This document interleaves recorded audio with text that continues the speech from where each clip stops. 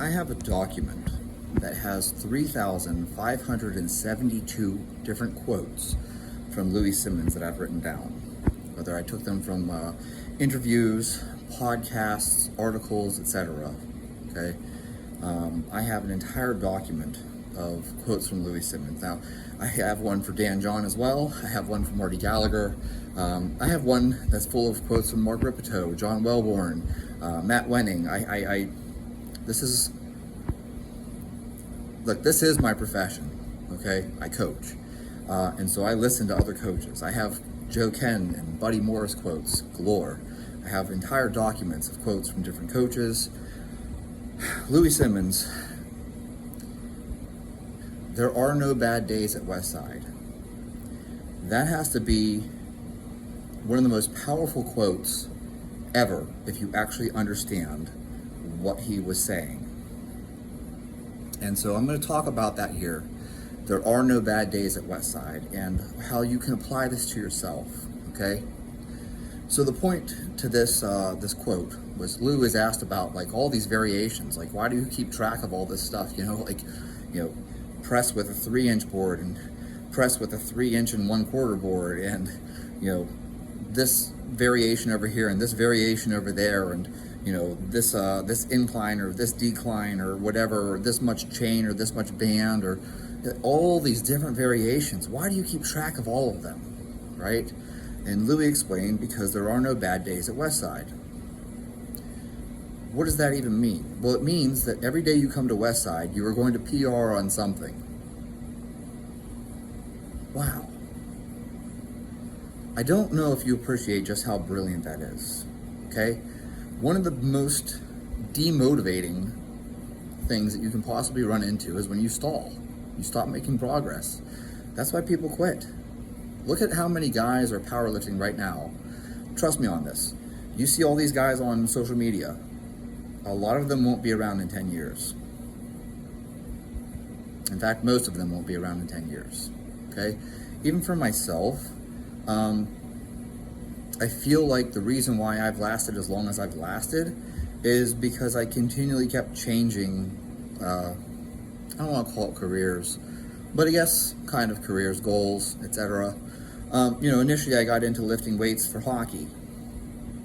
Then I got into lifting weights, I continued lifting weights and training for MMA and boxing. Then I continued doing it because I joined the Marine Corps, and I continued doing it because I joined the Navy, and I continued doing it because I got into judo and all these different things like that. Not that I didn't start judo as a child, I did. I just got more serious about it as an adult. My mom put me in Taekwondo and stuff like that as a kid. I didn't take those things as seriously as, I really want to be great at this. It wasn't until later in my life that I realized, there's a lot of value in this thing. I really want to pursue it aggressively. The point being that because I've changed things, my sport isn't powerlifting. But if your sport was powerlifting, how do you make sure that you stay in it for 10 years? It's like I keep trying to point out to people, these bodybuilders, these powerlifters, what's the secret to being great? It's the guy who does it for 10 years straight. That's the first part of it. And some of these guys do it for 20 years, okay? The difference between you and these elite level bodybuilders is that they put 20 years in. How do you get 20 years of experience? The 20 years. There's no shortcutting this. Now, Louis, there are no bad days at Westside. Hey, if a guy comes in and it's max effort day and he doesn't PR on the squat, okay, hey, go do, banded good morning, staggered stance, banded good morning, and go PR on that, okay? We're doing dynamic effort or whatever it is, and, after that's done, if the guy had a shitty workout, there are no bad days at Westside, so go PR on your hamstring curls. That was the concept.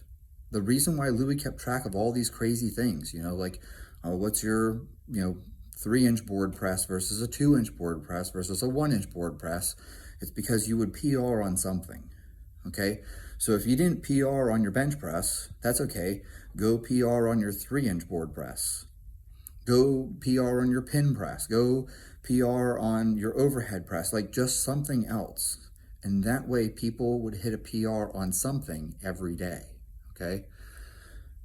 This is a brilliant concept. And I'll tell you right now, it's like when I was training with Glenn, okay, Glenn Penley. Sorry, I gotta stop saying just Glenn, because a lot of times people are like, Glenn who? Glenn Penley, okay? There were days where I would hit a PR. So let's just say I cleaned 102 kilos. And I'd be like, I'm gonna go for 104. And Glenn would be like, no, you just hit a PR, you're done. And I'm like, but I think I have more in me. And Glenn's like, you just hit a PR. Back off and do, doubles at 85. That's like, you're done. You hit your PR for the day. So now do your back off sets. I remember, I think it was a front squat. I front squatted 120 and it went up super easy, like way too easy. Like it was a good day for me. And I was like, I think I got 125. And Glenn was like, no, you just hit a PR, like you're done. And he was like, just, back off to 100 and, I can't remember what he had me do, like 3 sets of 3 or something like that at 100. It made perfect sense though now, right? So at the time it was like, hey, I hit this lift. I think I have more in the tank. And it was like, no, you hit a PR for the day, be done. I've talked about this before in the past. You go to a powerlifting meet, you PR your squat, great. You PR your bench, awesome. And then you bomb out on the deadlift. So then you leave the meet pissed off because you're like, fucking shit, that was a terrible meet. I bombed out. Why? Because the deadlift was the last thing that you did. So that's what you remember. So it's like this. You come into the gym and you want to bench press, okay? And your previous record was 225 for 6, and now today you got 225 for 8. And you're like, oh, that was awesome. And so then you're like, I'm going to go try to overhead press and see if I can PR my overhead press. And instead, you end up bombing out and, I don't know, you previously got 185 for 5 and now you only got 185 for 4 because you're taxed from the bench press. You don't leave the gym happy because you PR'd your bench. You leave the gym pissed off because you went backwards on your overhead press. We remember the last thing that we did. So Louis had this brilliant idea of there are no bad days at Westside. And so you always find something to hit a PR on. So, okay, you didn't PR your back squat today. Go hit a PR on your good morning. Go hit a PR on your rack pull. Go hit a PR on something else. There are no bad days at Westside. I've talked about this in the past. I've talked about this repeatedly. Your job as a coach is to protect the athlete, like psychologically. When we win, I tell the athlete it's all them. You did a great job. You did all this work. You. When the athlete loses, this is especially true in MMA. When the athlete loses, I tell them, oh, it's my fault. We should have done more of this, and I blew that. Or it's my fault. I should have had you XYZ. Or it's my fault. I should have done this during the weight cut. I make up some other excuse, okay, on why it is my fault that you lost. I'm the coach. If you win, it's your win. It's your fault that you won. Think about that. It's your fault that you won. It's due to you. You won because you won. If you lose, it's my fault. You follow? You're still the greatest boxer in the world. The reason you lost is because of me. I made a mistake. You are protecting the athlete's psychology. They need to have a psychological edge. If you go into a meet afraid, think about this. There's 1,000 pounds on the bar. You're afraid that you might miss this. You're going to be hesitant. You're not going to be aggressive. You're not going to be assertive. You're going to be afraid of getting injured. You're going to be afraid of, hell, you might be afraid of getting killed. You could die. It's 1,000 pounds. This thing comes down on you the wrong way, maybe it breaks your neck. You could get paralyzed. You could get critically injured. You need to go into this thing with confidence. Confidence is everything. I don't care if you are a good fighter or a bad fighter. If you lose psychologically and you don't have any confidence, you're fucked. It's just the way it is. Ivan Abaji was asked, what's the most important trait of a weightlifter? And he said, courage. Courage.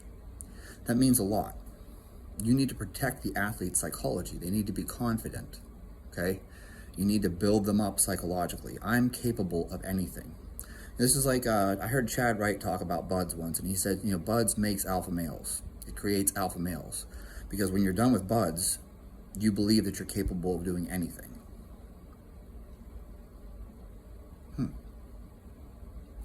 Perhaps that's more important than anything else.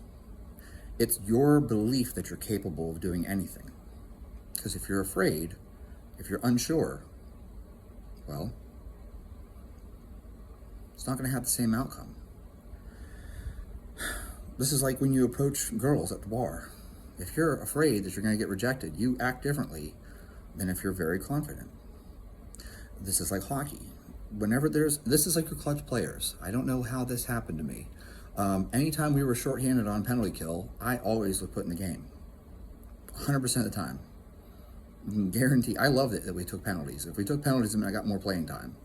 The more penalties we took, the more playing time I got. I was always on the penalty kill. And when there was seconds left on the clock, I knew I was going to be in. Those last 20 seconds of the game, heck, I'm going to be in. We're pulling the goalie, I know I'm going to be in. Okay? Those are the moments that I played. Those are the important ones. I didn't appreciate it at the time. In fact, I actually thought it was a pain in the ass. I was like, why do the coaches always stick me in when we pull the goalie? Never understood that. I was like, I don't understand why they always put me in. Puts a lot of pressure on me. But the thing is that I was very confident, borderline cocky and arrogant even. Same thing for the penalty kill. I always got put in when we had to kill penalties. I like it because I'm getting more playing time, but I couldn't help but wonder. I don't understand why I'm always the one that gets, like, oh, there's a face-off. We're shorthanded. There's 3-on-5 in our zone. But guess who's taking the face-off? It's me every time. Okay? There's something to be said about having that confidence, even if it's false confidence. I wasn't that great of a player, but I was very confident. There are no bad days at Westside. It isn't about the fact that somehow, you truly are getting stronger. You're going to have shitty days. There are going to be days where you come in and you can't squat your max. There are going to be days where you don't PR your bench press. There are going to be days where you bomb out on the fucking deadlift. Louis found something else for them to PR on. Hit a PR on something else, whatever it is. And that's the whole point. This might be one of the most brilliant quotes ever if you understand what it's really saying. There are no bad days at Westside. What he's telling you is that you need to protect the athlete's psychology. Find something for them to PR on. That way they leave every day on a PR. It'll keep them motivated. It'll keep them confident.